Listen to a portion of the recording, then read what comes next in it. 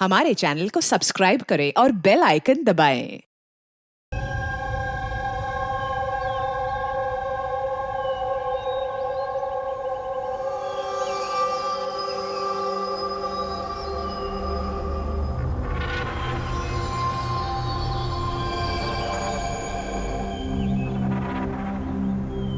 चलो फाइनली ये पल आ ही गया जब मैं आसमान में खुले पंछी की तरह उड़ पाऊं।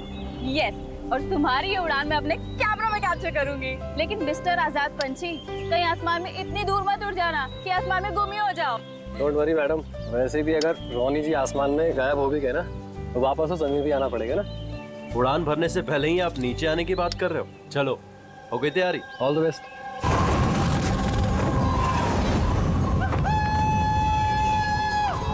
Yes, this is so much fun! Oh my God! Woohoo! Yes, come on, keep going, keep going. Alia, I love you! Ronnie, I love you too. वाह, लगता है काफी एक्सपीरियंस है इन उड़ान का। Of course, अमेरिका में उसने काफी एडवेंचर स्पोर्ट्स ट्राई किए हैं, पंजी jumping, paragliding and what not. बस इंडिया में कभी कुछ ट्राई नहीं किया था, और अब जब इंडिया में आए ही हैं हॉलिडे के लिए, तो क्यों ना कुछ ट्राई करें।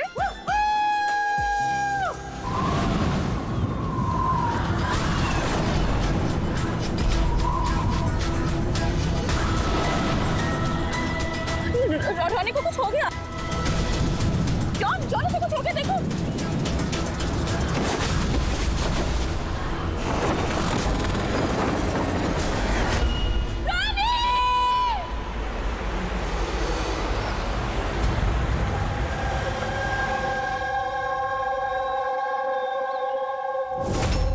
मैं और रोनी तो यहाँ हॉलिडे मनाने आए थे। मुझे क्या पता था कि ये रोनी का आखिरी दिन साबित होगा। आलिया, हम जानते हैं ये घड़ी तुम्हारे लिए मुश्किल है, मगर प्लीज हिम्मत से काम। अब मैं न्यूयॉर्क जाके उसके डैड को क्या जवाब दूंगी कि मैं आई तो उसके साथ थी, लेकिन लौट अकेले रही हूँ। आपको किसी पे शक है? कौन मार सकता है रोनी को? सर, रोनी को कोई क्यों मारेगा? हम तो यहाँ किसी को जानते तक नहीं। कहीं ऐसा तो नहीं कि इसका कोई दुश्मन अमेरिका से इसका पीछा करते हुए यहाँ तक आ गया? नहीं सर, रोनी का कोई दुश्मन नहीं था। He was such a lively person, सब उसको पसंद करते थे। तो तुम्हारा कहना है कि यहाँ पे इंडिया में कोई रिश्तेदार, कोई दोस्त, कोई परिवार वगैरह नहीं है यहाँ पे? ये देश हमारे लिए अजनबी है सर। सब कुछ ना इन पैराग्लाइडिंग वालों ने किया है। Please sir, arrest them.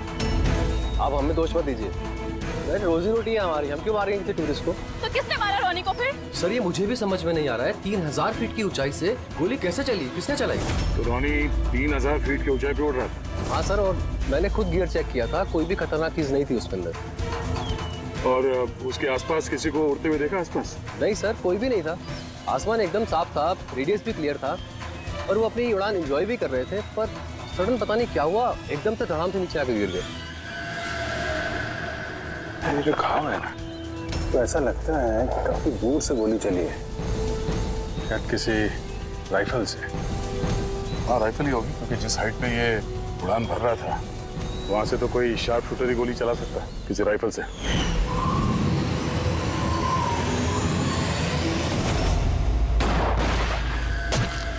John, यहाँ आसपास किसी को गन या राइफल के साथ देखा है क्या तुमने? यहाँ पर गन लाना अलाउ नहीं है। आप असली गन की बात कर रहे हैं, वो दिवाली वाली पटाखे की बंदूक भी नहीं ला सकता कोई। आप लोगों ने देखा यहाँ पर किसी को? नहीं मैम, नहीं तो नहीं देखा। नहीं मैम। अच्छा आलिया, जब आप यहाँ पर आई रोनी के साथ, आपको किसी पे शक हुआ? कोई आप लोगों को फॉलो कर रहा हो, कोई आदमी जो गड़बड़ लगे? नहीं सर, ऐसा तो कोई नहीं था। तो क्या गोली आसमान से चली है क्या? सर, मैंने बताया ना, रोनी जी के आसपास में कोई उड़ नहीं रहा था, तो फिर आसमान से गोली चलाएगा कौन? हाँ सर, आसमान में कोई भी नहीं था। आप चाहें तो ये फुटेज चेक कर सकते हैं, इसमें कोई भी नहीं है साथ में।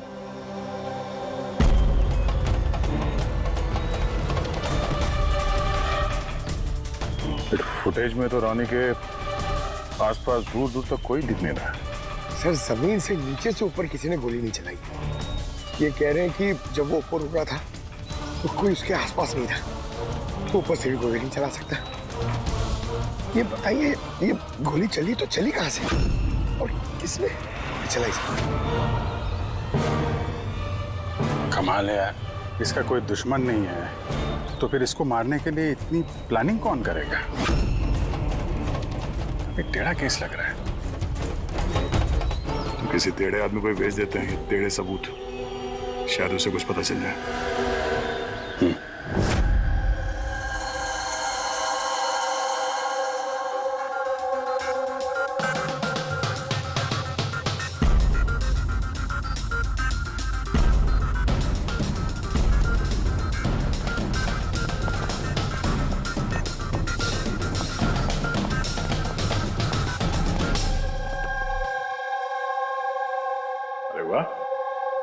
आज आप दोनों जिस कदर काम में डूबे हुए हो, ऐसा लगता है कि बहुत सारे सुराग देके भेजने वाले हो हमें यहाँ से। बहुत सारे सुराग? हाँ, और अगर एक भी नहीं मिला तो? सीधे सीधे बता ना, कोई सबूत मिला ही नहीं है, कोई सुराग ही नहीं मिला तुझे। सर उस गोली के बारे में कुछ पता नहीं चला? इतना पता चला है कि भाई ऊपर से किसी यूएफओ ने गोली चलाई हो। यार सालों के क्या बच्चों जैसे यूएफओ की बातें करते हो। और ये क्या है, ये बता, हमें समझाने के लिए किया है क्या? हाँ बता। ये देखो बॉस, रॉनी ग्राउंड से 3000 फीट की ऊंचाई पर उड़ान भर रहा था और गोली लगी है उसे इससे भी ऊपर से, लगभग 1000 फीट की ऊंचाई से, और ये गोली 60 डिग्री के एंगल से लगी है उसे। मुझे तो सोच सोच के चक्कर आ रहे हैं। आसमान में ऊपर से कौन गोली चला सकता है रोनी पे, और वो भी कैसे? अभी ठहर जा, और चक्कर आएगा। बॉस, ये गोली लगभग 3 किलोमीटर की दूरी से चली है ना, बड़ी अजीब बात है। गोली 3 किलोमीटर की दूरी से चलती है, 60 डिग्री में आती है, रॉनी के गले में घुस जाती है टेढ़ी। मतलब राइफल भी इस्तेमाल की है, बड़ी पावरफुल। बिल्कुल बॉस, राइफल भी पावरफुल है और गोली चलाने वाला भी पक्का निशानेबाज। इतनी ऊंचाई पर हवा बहुत तेजी से बहती है और टेम्परेचर भी ऊपर नीचे होता रहता है, फिर भी उसका निशाना चूका नहीं, एकदम अचूक पॉइंट पे लगा। तो गोली चलाने वाला भी मंजा हुआ खिलाड़ी है सर, एक शार्प शूटर। बिल्कुल, और ऐसे शार्प शूटर आसानी से तो मिलते नहीं जो ऐसा कारनामा कर जाए।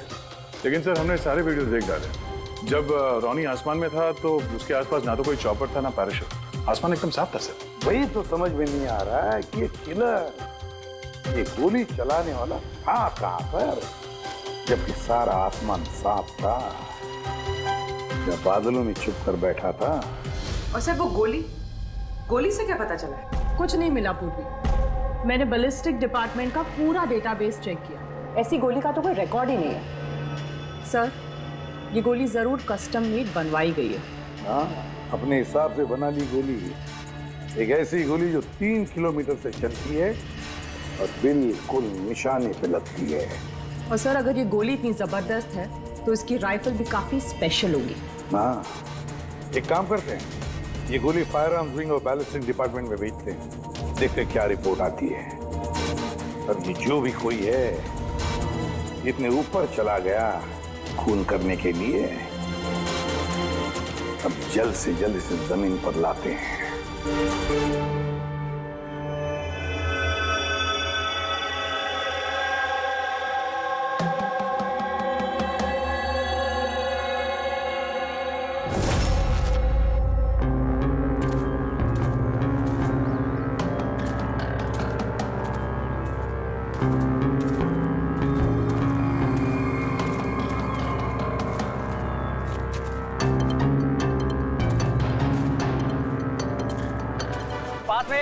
We can do it. यार गुरु, अब और नहीं चढ़ सकता, बहुत थक चुका हूं मैं। बस नवीन, ज्यादा दूर नहीं है, 3000 फीट चढ़ चुके हैं, पास ही में। We can do it. Come on.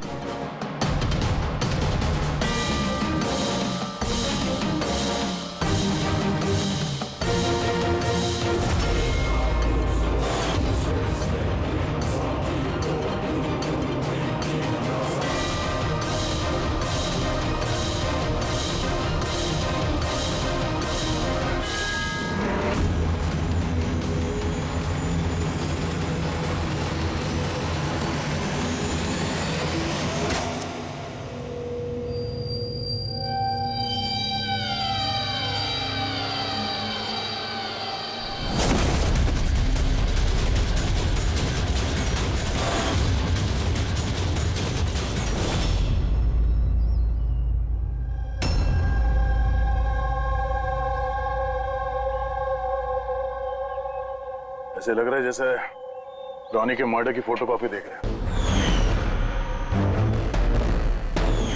3000 feet की ऊंचाई पे ठीक वैसे ही गोली मारी है सर के पीछे। इसको भी ऊपर से गोली। क्या आप लोग जब ट्रैकिंग कर रहे थे तो ये हितेन के पीछे भी कोई था क्या? नहीं सर, हितेन ही सबसे पीछे था सर। सर ये देखिए फुटेज। सर ये वही जगह है जहाँ पे ये सब कुछ हुआ। कमाल है। पीछे तो सिर्फ खुला आसमान है, ऐसी कोई जगह दिख ही नहीं रही जहां से गोली चलाई जा सके। फिर इसे गोली कहां से लगी? दोनों केसेस में पता नहीं चल रहा है कि गोली चली कहां से है। सर एकदम सही कह रहे। आसमान से कोई कौवा या कबूतर थोड़ी गोली चलाएगा। ये गोली चली तो चली कहां से? और ये दोनों गोलियां 24 घंटे के अंदर अंदर चली। मुझे लगता है इन दोनों केसेस का आपस में कोई ना कोई कनेक्शन तो है। तो ये हितेन काम क्या करता था? सर वो कॉलेज स्टूडेंट था सर, मुंबई ग्रेजुएशन करने आया था सर। ट्रैकिंग का बहुत शौक था उसको। अजीब, समझ में नहीं आ रहा कोई एक कॉलेज स्टूडेंट को मारने के लिए इतनी प्लानिंग क्यों करेगा? वही तो, पहले रॉनी और अब ये हितेन। इससे पहले कि आसमान से चलने वाली गोली का कोई तीसरा शिकार हो जाए, इस खूनी तक पहुंचना होगा जल्दी से जल्दी। पिछले 24 घंटों में 2 खून हुए हैं, दोनों जवान बच्चे हैं, और दोनों को मारने का तरीका भी क्या हाई प्रोफाइल। सर दोनों की मौत हुई है एडवेंचर स्पोर्ट्स करते हुए। जमीन से हजारों फीट ऊपर मारा है सर। मगर सर सोचने वाली बात है कि खूनी ने ये एडवेंचर स्पोर्ट वाला समय ही क्यों चुना इनको मारने के लिए? वो तो उन्हें कभी भी मार सकता था। इतनी लंबी प्लानिंग 2 बच्चों को मारने के लिए। सिर्फ प्लानिंग ही लंबी नहीं दया, गन भी लंबी। ये ऐसी। ये कौन सी राइफल है सर?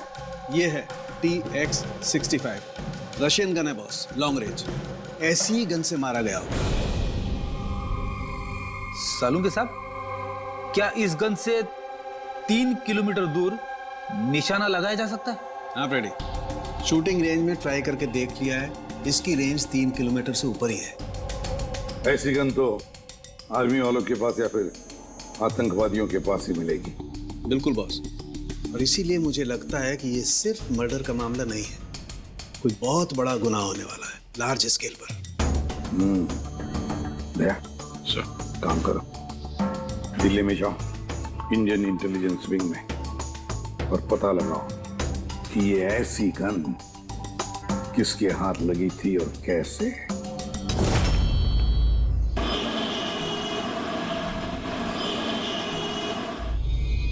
ये सारे खून इसी राइफल से हुए हैं, और आप लोग तो जानते हैं ऐसी हाई प्रोफाइल राइफल सबके हाथ में तो लग नहीं सकती। आप बिल्कुल सही कह रहे हैं सर, और गौर करने की बात तो ये है सर कि ये राइफल कोई खरीदना भी चाहे तो खरीद नहीं सकता। ये 1 या 2 पीस नहीं बिकती, पूरा का पूरा अलॉटमेंट होता है। तो पिछले कुछ सालों में जो आतंकवादी हमले हुए हैं उसमें ये इस तरह के राइफल इस्तेमाल हुए थे? जी हाँ। तो आपको किसी आतंकवादी गिरोह पे शक है? जी हाँ, अगर हमारा अंदाजा सही है तो हम जानते हैं कि इसके पीछे किसका हाथ है। कौन? इलवारे जिले में कुछ समय पहले हमारी आर्मी ने बहुत सारे हथियार जब्त किए थे। उन हथियारों में ये वाली राइफल भी। हाँ प्रताप सर, सारे आतंकवादी मारे, उनमें से एक आतंकवादी बचकर निकल गया और हमने उनके सारे हथियार जब्त कर लिए। Well done Pratap sir. और जो आतंकवादी भागकर गया है उसके बारे में सारे पोस्ट को अलर्ट कर दो। तो ये काम उस आतंकवादी का हो सकता है जो बच के निकल गया था वहां से? जी हाँ, और हमारी इंफॉर्मेशन के मुताबिक ये आतंकवादी गिरोह जल्दी ही कुछ बड़ा करने वाला है। शायद ये उसी की शुरुआत हो। ये दोनों जुर्म कोई मामूली खून नहीं है, ये जरूर कोई बड़ी साजिश है, बड़ी साजिश, आतंकवादी हमले की साजिश। हाँ सर, और इस हमले को रोकने के लिए पहले इन आसमान से चलने वाली गोलियों का राज का पता लगाना पड़ेगा सर। और इस राज का पता करने के लिए हमें सबसे पहले ये पता करना पड़ेगा सर कि आतंकवादी रॉनी और हितेन जैसे आम आदमी की हत्या क्यों की। वैसे क्या कॉमन है इन दोनों खून में? सर दोनों मर्डर हवा में हुए, दोनों बार गोलियां ऊपर से चली, हाई प्रोफाइल राइफल से। किसी प्रोफेशनल शार्प शूटर का काम है सर ये। और सर इन दोनों केसेस में कोई वैंटेज पॉइंट नहीं है, कोई ऐसी जगह नहीं है जहां पे बैठ के खूनी इन दोनों पे गोली चला सकता है। वैंटेज पॉइंट, वैंटेज पॉइंट, कहीं यही तो वजह नहीं हो सकती है? तो आप कहना चाह रहे हैं सर कि खूनी के पास कोई जगह नहीं थी बैठ के गोली चलाने की, और उसे ये पक्का करना था कि उसका टारगेट छूटे ना, उससे कोई चूक ना हो, इसलिए वो इन दोनों पे प्रैक्टिस कर रहा था। Exactly Abhijit, exactly. वो निशानेबाजी की प्रैक्टिस कर रहा था। मतलब सर उसका असली टारगेट कोई और है? सर अगर कोई वैंटेज पॉइंट था ही नहीं तो फिर वो हवा में गोलियां कहां से चला रहा था? पंकज, तुम्हारे सवाल का जवाब तुम्हारे सवाल में ही है। ये बताओ कि हम, मेरा मतलब है इंसान हवा में कैसे उड़ता है बिना पंखों के? सर एरोप्लेन से या फिर हेलीकॉप्टर से? बस तुम्हारा जवाब मिल गया। लेकिन सर वहां क्राइम सीन पे ऊपर आसमान में कोई चॉपर तो उड़ नहीं रहा था, ना ही कोई केबल कार थी वहां पे। दया कुछ और होगा, कुछ और होगा। अभिजीत, मैप निकालो। वहां उस पैराग्लाइडिंग और माउंटेनियरिंग कैंप के आसपास देखो, मेरा मतलब है ऐसा कुछ है क्या जहां से आदमी हवा में उड़ सके? जंगल है,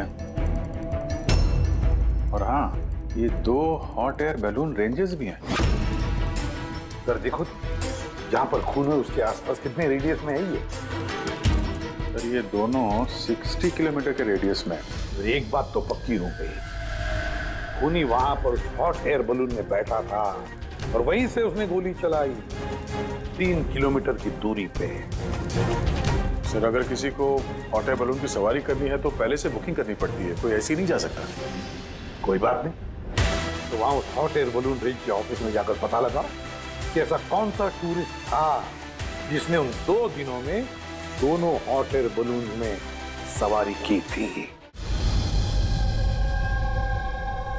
ये टोटल 12 लोगों की लिस्ट है जो उस दिन हॉट एयर बलून में बैठे थे। कुछ लोग अलग बैठे थे और कुछ लोग ग्रुप बना के बैठे थे। तुम्हें कुछ याद है कि इनमें से कितने लोगों के पास कोई सामान या कोई बैग्स थे? या फिर कोई बदमाश जैसा दिख रहा हो? नहीं, बदमाश तो कोई नहीं लग रहा था, लेकिन एक बूढ़ी आंटी थी जिन्होंने बैकपैक रखे हुए थे और वो चश्मा और टोपी भी लगाई हुई थी। हाँ, हम भी हैरान थे कि इस उम्र में ऐसी ट्रैवलिंग का जज्बा। और जब फोटोज खींची जा रही थी तो वो शर्मा रही थी और अपना मुंह छुपा रही थी। ये बुढ़ी आंटी शार्प शूटर, सुनने में थोड़ा अजीब नहीं लग रहा है? हाँ सर, नहीं पायलट हुई सर। 25 फरवरी को कुल मिलाकर सर मैंने 6 लोगों को एयर बैलून की सवारी करवाई थी और 2 लोगों को दिनेश ने सर। अच्छा, तो उनमें से कोई गड़बड़ टाइप का आदमी लगा या जिसके पास कोई सामान वगैरह हो? सर ऐसा तो कोई नहीं था। हाँ, एक बुजुर्ग आदमी था, पता नहीं बात बात पर क्यों चिल्ला रहा था। शायद उसका मूड खराब था या खड़ूस था शायद। उसके हाथ में कुछ सामान था क्या? सामान तो नहीं था। हाँ, बैसाखी लेकर चल रहे थे। बैसाखी लेकर चल रहे थे? तुम लोग की हिम्मत कैसे हुई मेरी तस्वीर लेने की बिना मुझसे पूछे? जरा भी तमीज है कि नहीं है? उड़ाओ उसे, उड़ाओ। अच्छा, फोटो खींचने पे नाराज हो गए? कितनी अजीब बात है ना सर। लोग हॉट एयर बलून पे रोज रोज तो बैठते नहीं हैं, तो वो खुद ही फोटो खिंचवाना चाहते हैं ताकि वो इस मेमोरी को हमेशा अपने पास रख सकें। और कोई खास बात याद है उनके बारे में? सब पता नहीं बतानी चाहिए या नहीं। नहीं नहीं, बोलो, जो भी याद है खुल के बताओ।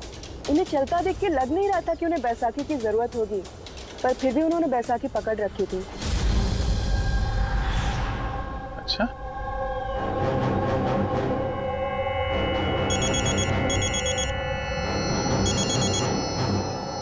हाँ सर।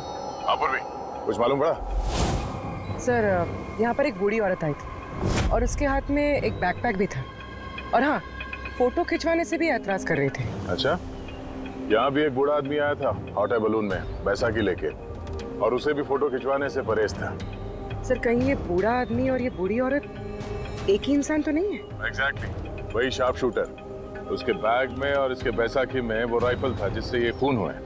और सर दोनों दिन ये ऊपर अकेला ही गया होगा, क्योंकि अगर किसी और टूरिस्ट के साथ जाता तो फिर राइफल सेट करने में और निशाना साधने में काफी मुश्किल हो जाते। नहीं पूरी, मुझे लगता है वो अकेला तो नहीं गया होगा।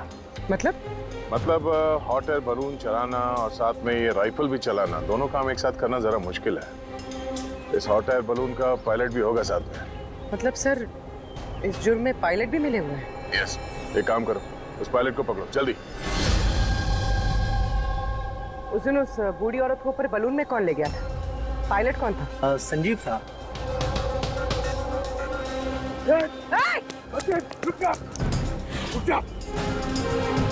ना तुम मुझे मार पाओगे और ना ही उसे।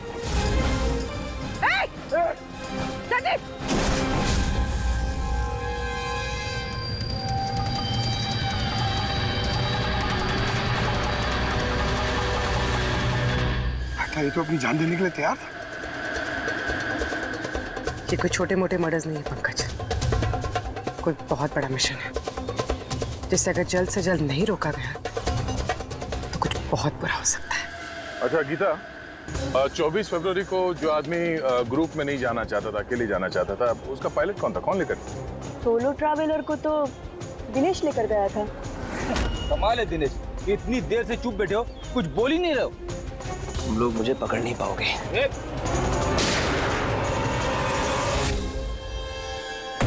अभी यमराज तुझे अपॉइंटमेंट देने के मूड में नहीं है। जब तक हमारे सवालों का जवाब नहीं मिल जाता तुझे जिंदा रहना पड़ेगा। चल। मार लो, जितना मार सकते हो मार लो, मुझे कोई फर्क नहीं पड़ता। वैसे भी तुम्हारे इन कानून के कमजोर थप्पड़ों में इतनी ताकत नहीं है कि मेरी जुर्म की मजबूत हड्डियों को गला सके। समझे? तुम्हारे साथ जोर जबरदस्ती करना होता तो उसके लिए तो 2 मिनट का काम है हमारे लिए, पर बाद में ख्याल आता है तुम्हारे परिवार का, तुम्हारी बहन। अगले महीने उसकी शादी है ना? कैसा लगेगा उसे कि उसकी शादी हो रही है और शादी के वक्त उसका भाई इस दुनिया में नहीं है? हा? और तुम्हारी माँ हर महीने खर्चे के लिए पैसे भेजती हो ना, तुम्हारे जाने के बाद कौन ख्याल रखेगा उसका? कभी सोचा इसके बारे में? हाँ? नहीं? चलो, अभी मौका है, सरकारी गवाह बन जाओ। वादा करते हैं तुम्हारे जेल जाने के बाद तुम्हारी माँ का ख्याल हम रखेंगे। सच? मतलब पूरा ख्याल रखोगे? पूरा ख्याल? हाँ, तुम्हारी माँ का पूरा ख्याल रखेंगे। तुम बस ये बताओ कि किसके लिए काम करते हो? तुम्हारा बॉस कौन है? बता दो, पक्का बता दो? हाँ बताओ। मैं जिसके लिए काम करता हूं ना, मेरा बॉस है सर, उसका नाम है एसीपी प्रद्युमन।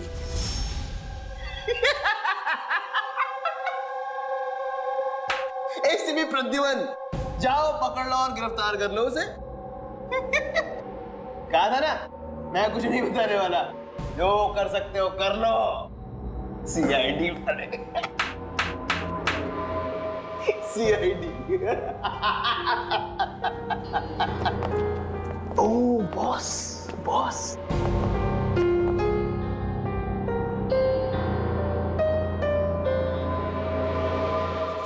कोई बात नहीं, कुछ मत बताना। अब हम ना तुमसे कुछ पूछेंगे, कुछ बताने के लिए तुम पर जोर जबरदस्ती करेंगे, कुछ नहीं, सिर्फ एक करेंगे, हम तुम्हें सोने नहीं देंगे। सोने नहीं देंगे? वैसे भी मैं अगर जागता रहा तो मैं कुछ बताने नहीं वाला हूं आप लोगों को। कोई जरूरत नहीं, कुछ मत बताओ, पर सोने नहीं देंगे तुम्हें। ओके? यार दया, मैंने तो सुना है कि आदमी खाने पीने के बगैर तो काफी दिनों तक सरवाइव कर सकता है, लेकिन सोए बिना कितना तड़पेगा ये बेचारा। बड़ी बुरी मौत मरेगा। मुझसे तो देखा नहीं जाएगा।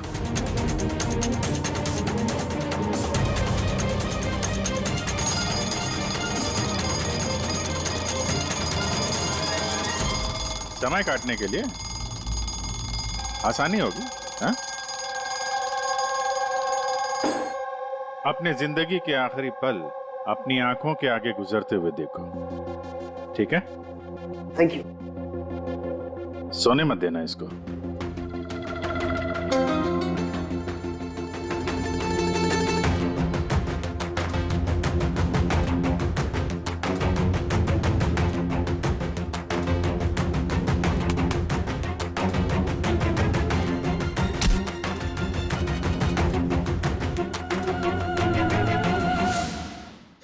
Ready sir. अरे कहाँ हो यार?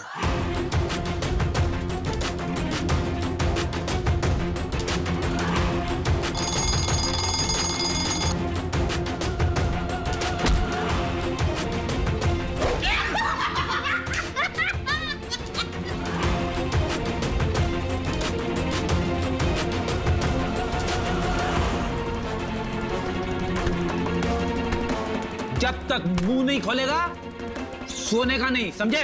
5 मिनट में नहीं। नहीं 1 मिनट। 1 मिनट तो सोने दो। 1 सेकंड। सोऊंगा नहीं, नहीं सोऊंगा बिल्कुल नहीं, बिल्कुल नहीं सोऊंगा।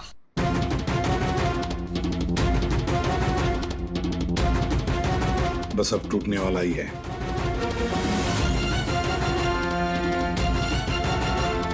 सब बकना शुरू कर देगा अभी। बल्लू, बल्लू नहीं सोएगा तू?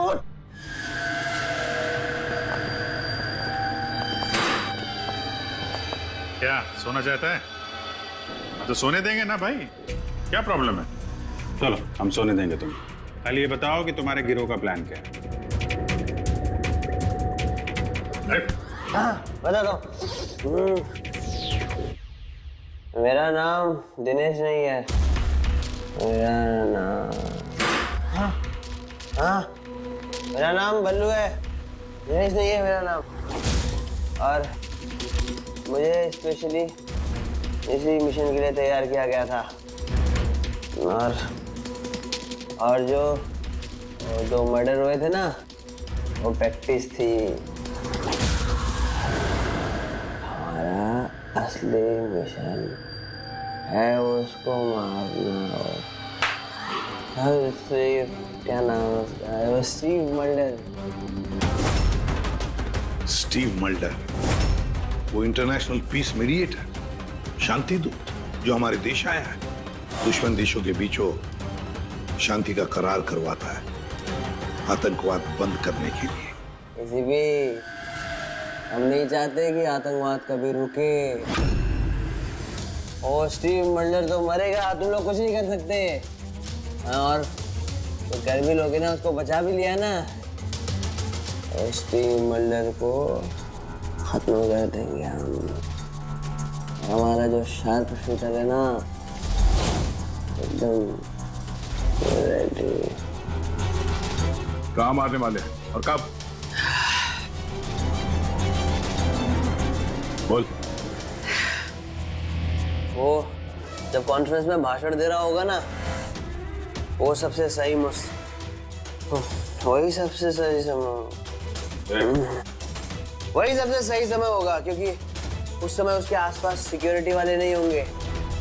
और जो कॉन्फ्रेंस है ना, ये बिल्डिंग की छत पे है, तो हॉट एयर बैलून पे हमारा शार्प शूटर जाएगा, वहीं गोली मारेगा। कॉन्फ्रेंस 1 घंटे में चालू होने वाला है, अभी जल्द से जल्द पहुंचना होगा। अरे तुम लोग कितनी कोशिश कर लो, नहीं बचा पाओगे उसे। और हाँ, अगर तुम लोगों ने बचा भी दिया ना, तो हम दोबारा प्लान बनाएंगे, दोबारा मार देंगे। कौन मारेगा? कैसा दिखता है वो? अरे मैंने उसकी शक्ल नहीं देखी अभी तक। जब भी आता है भेष बदल के आता है। तुम लोग क्या उसे पकड़ोगे? हॉस्पिटल ले जाओ जल्दी। सर, क्या हम हॉट एयर बलून रुका नहीं सकते जब तक कि ये कॉन्फ्रेंस पूरी न हो जाए? नहीं फ्रेडी, ये हॉट एयर बलून हम नहीं रुकवाएंगे।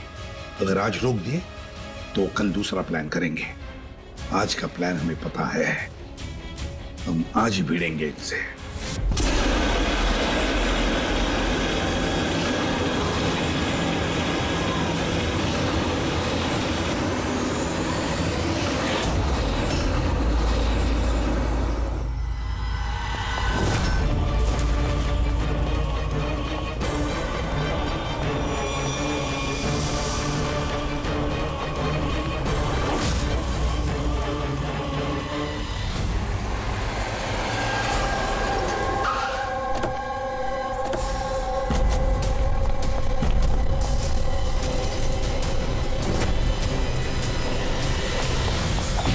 सीआईडी मिस्टर स्टीव मल्डर का है ऊपर कॉन्फ्रेंस में।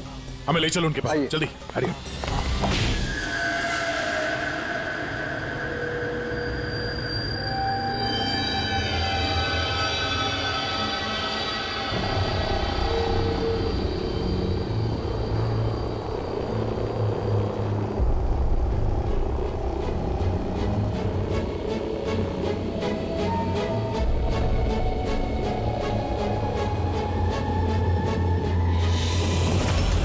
यहाँ पे 4 बलून है, 2 हवा में है और 2 रेडी हो रहे हैं उड़ने के लिए। मेरे सामने जो बलून है सर, उसमें एक कपल है और वो लड़के के पास एक बैकपैक है। नजर रखो उन पे, कौन कौन आ रहा है, कौन कौन जा रहा है, सब पे ध्यान रखना। ओके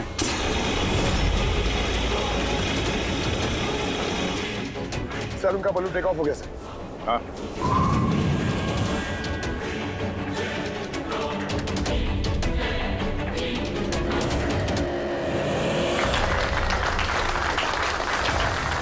इस दुनिया में टेररिज्म क्यों है, ये क्वेश्चन बहुत जरूरी है।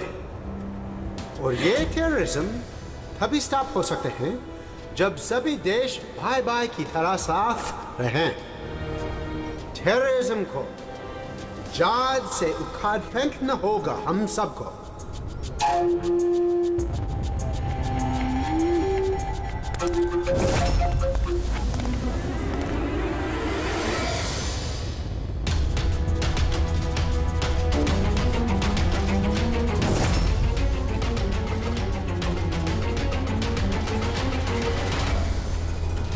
दो म्यूजिशियन है उड़ने की तैयारी में।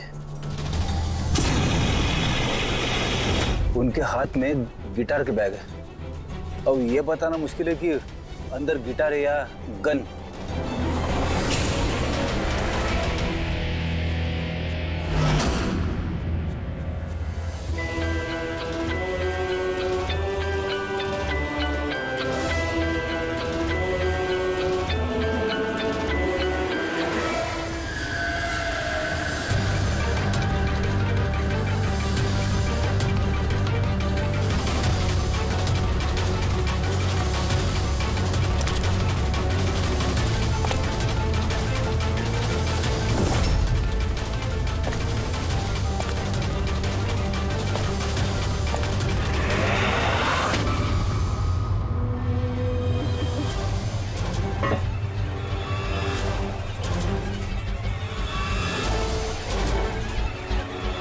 सर, और एक आदमी आया है, उसके पास एक बैकपैक और एक क्रच है। वेट करते हैं।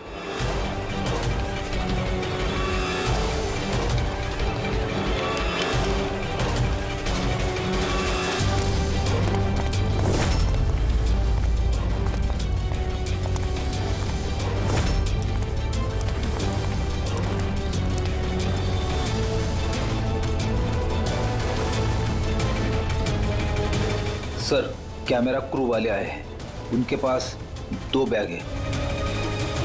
Camera crew?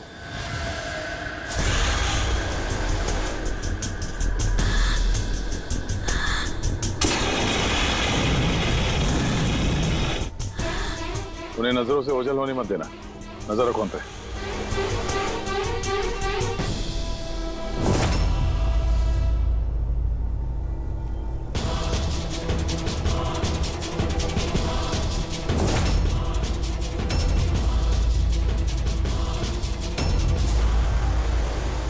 सर, यहाँ तो बहुत सारे बलून उड़ रहे हैं। सुसाइड बॉम्बिंग क्या है? कोई खुशी खुशी हो अपनी जान देने को कैसे रेडी हो सकते हैं? जिंदगी अनमोल। Oh no. We need to respect ये सारे बलून? life। और हर देश वो कौन सा बलून होगा जिसकी हमें तलाश है? लगता है भेष बदल के आया है। ये तो शक्ल से कुछ गड़बड़ लग रहा है।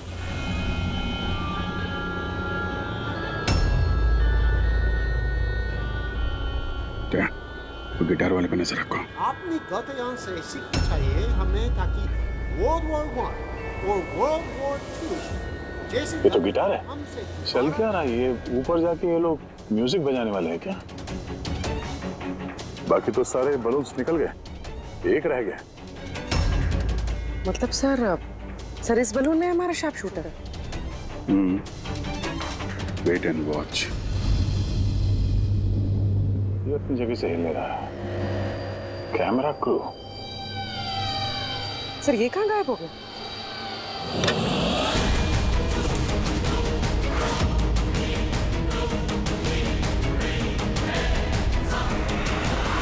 सर इसके पास तो राइफल है, वैसे जैसे साड़ों के सर ने बताई थी। अब जी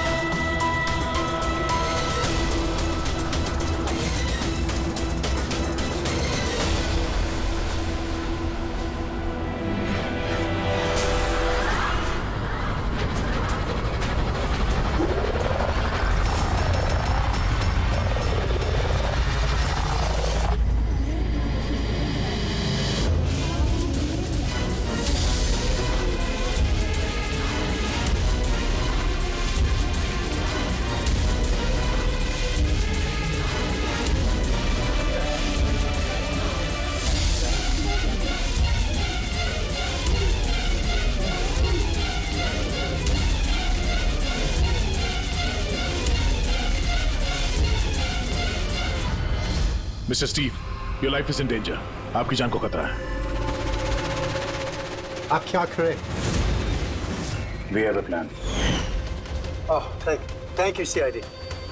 अगर आप लोग आज सुबह वक्त पे नहीं आते, मैं जिंदा नहीं होता। देखिए मिस्टर स्टीव, खतरा अभी गया नहीं है। अभी खून पकड़ा नहीं गया है, इसलिए बी सेफ है। Be careful. Okay Freddy, Pankaj, उस बलून पे नजर रखना। आंखों से ओझल होने मत देना। हाँ सर, हम लोग बलून को ट्रैक कर रहे हैं।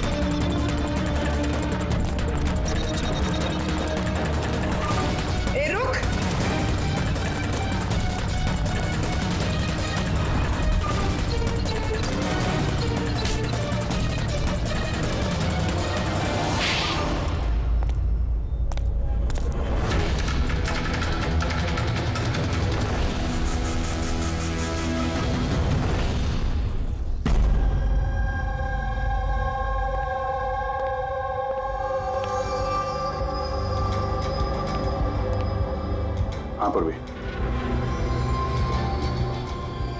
Good job, congrats. पकड़ गया killer, Mr. Abhijit? Yes, Mr. Stevie got it. Yes. Well done. Well done. CID बारिशों से इस देश की सेवा कर रहे हैं और आज एक बार फिर आपने एक खतरनाक टेररिस्ट को पकड़ लिए है। अभी वो पकड़ा क्या है? बहुत जल्द हम उसके पूरे ग्रुप को पकड़ लेंगे। Mister Steve, we are very proud of you.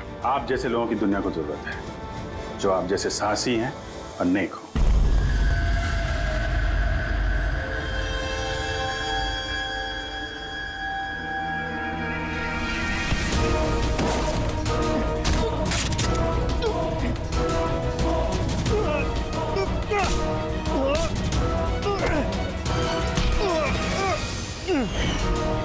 तो तुमने भेस बदलकर हमी और हितेन का खून किया था। तो मिस्टर शार्प शूटर, अब जेल की उड़ान भरना फांसी पे छूटते हमें समझा। तुम्हें क्या लगता है तुमने मुझे पकड़ लिया तो स्टीव जिंदा बच जाएगा? कभी नहीं। हमारी तादाद इतनी ज्यादा है कि तुम्हारा कानून हमें ढूंढते ढूंढते थक जाएगा, लेकिन हम खत्म नहीं होंगे। खत्म होगा तो तुम्हारे ये देश। एक खटमल हमारे देश पे बुरी नजर डालने वाले आए और चले गए। जानता है हमारे देश को आजाद हुए कितने साल हो गए? 70 साल। और पिछले 70 सालों में हमारे देश के वीरों ने न जाने कितने आतंकवादियों का खात्मा किया है। आज तेरी बारी है, कल तेरे साथियों की बारी होगी। हमारा देश रहेगा और खुशहाल रहेगा। और अगर इस देश से किसी चीज का खात्मा होगा, वो है आतंकवाद। समझा? आतंकवाद।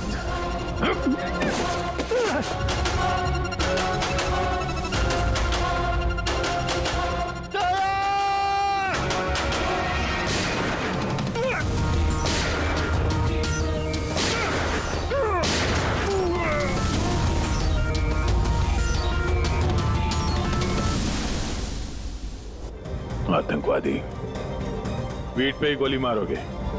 हम लोग यहाँ खाते गोली, यहाँ।